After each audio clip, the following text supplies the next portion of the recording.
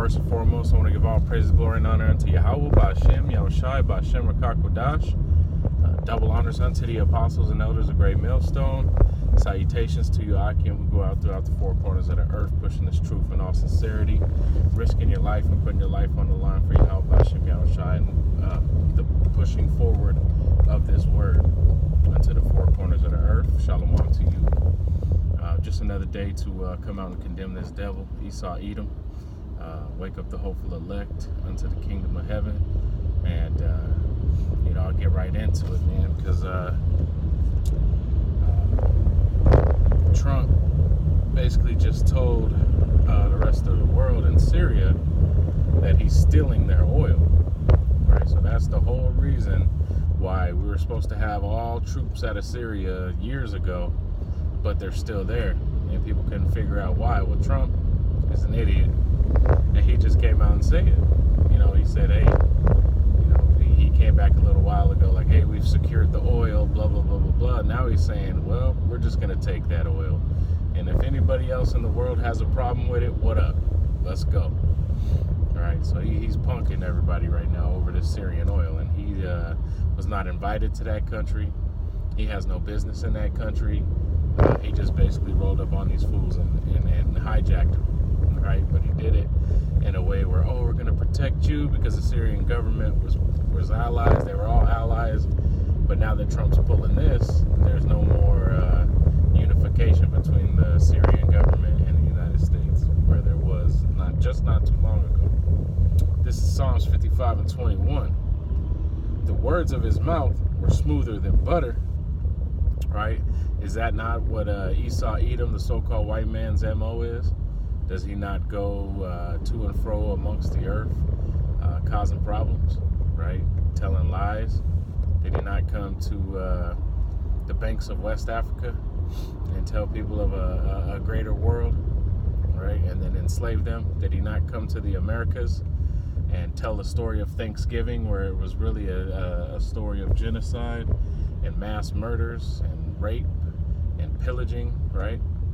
And I'm not talking about war, I'm talking about murder, right? War is when you go up and you have a problem with a man and you guys deal with it, whether it be guerrilla warfare or not.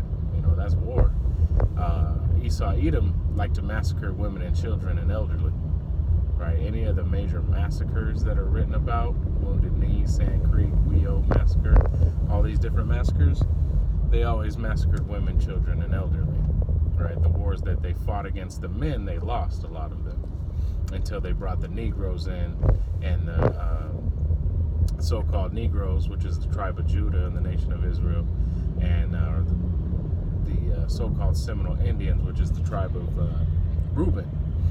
Right, and just for those that don't know yet, you so-called Negroes, Latinos, Native Americans, Native Americans, and Seminole Indians are the chosen people of the Lord in the Bible, the Israelites, Yashar Allah, right? And your power's name is Yahweh, and his son, your king, his name is Yahushai, right? And you are the chosen people of the Bible. You are the Israelites of the Bible, whether you care, know, believe, understand, or not, right? Just to get that out there. So you had the southern kingdom helping Esau out against the northern kingdom.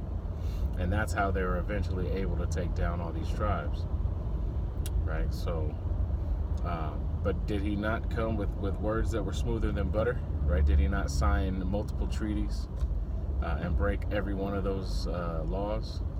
Did he not fool the American people into going into war by using a false flag and attacking itself during 9/11? That's been proven and written and documented, right? And can he still lie about it?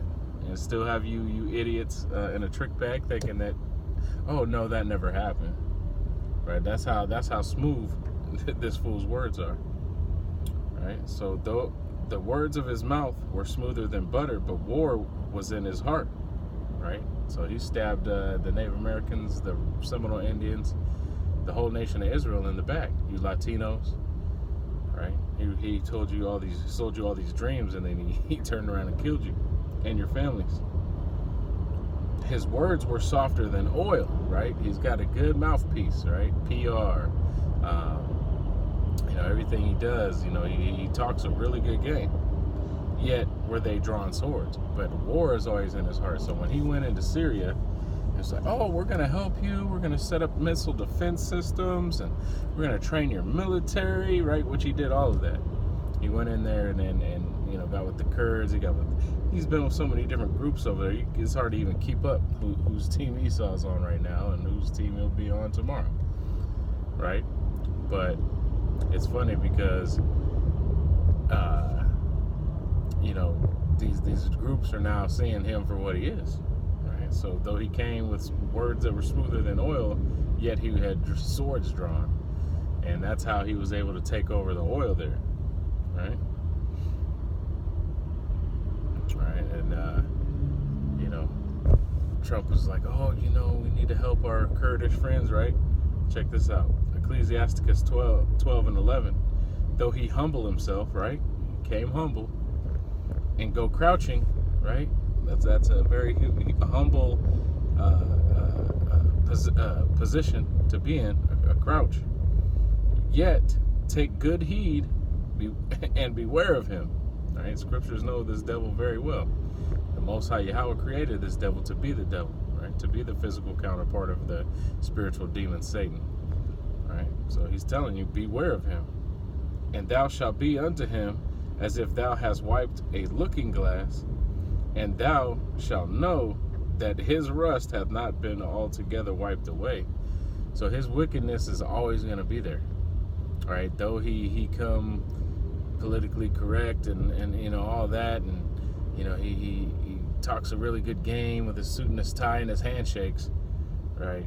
He wants your oil, he wants your women, he wants your resources, right? He wants everything you have to offer, right? And here's the MO of Esau Edom, the so-called white man. Micah 2 and 2. And they covet fields, right? Did he not covet those oil fields? Did he not want them for himself?